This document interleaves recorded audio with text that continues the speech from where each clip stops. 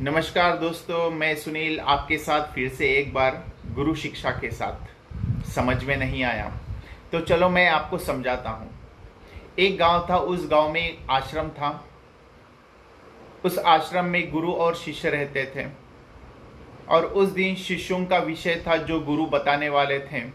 बाधाएं जब आती है तो स्वयं दूर करें, ना कि किसी के ऊपर निर्भर रहें।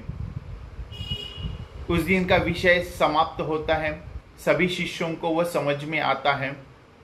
कुछ दिन बाद गुरु और शिष्यों उस गांव से दूसरी गांव की तरफ जाने के वक्त बीच में एक नदी आती है।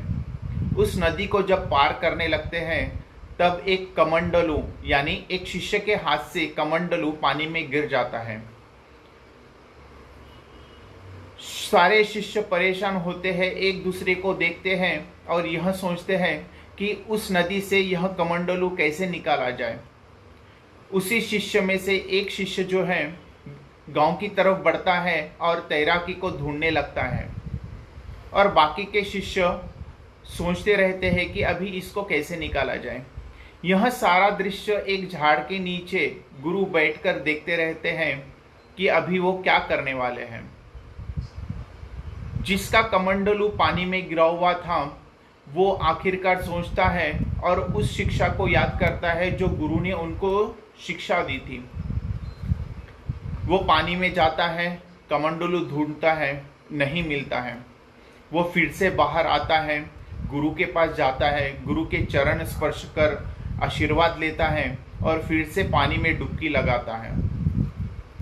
पानी में डुबकी लगाने के बाद थोड़ी देर के बाद उसको कमंडलू मिलता है और गुरु के पास आकर वो गुरु के पास स्पर्श करता है और आशीर्वाद लेता है।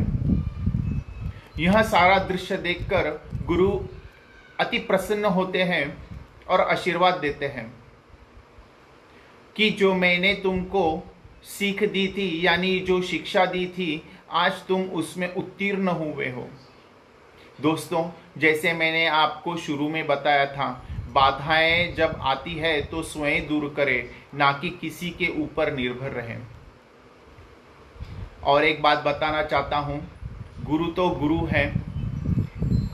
आप किसी भी गुरु के पास जाएं या किसी भी गुरु को माने, चाहे वो स्वामी समर्थ हो, चाहे वो दत्त गुरु हो, चाहे साईं बाबा हो या आपके कोई भी गुरु हो, वो गुरु गुरु ही है।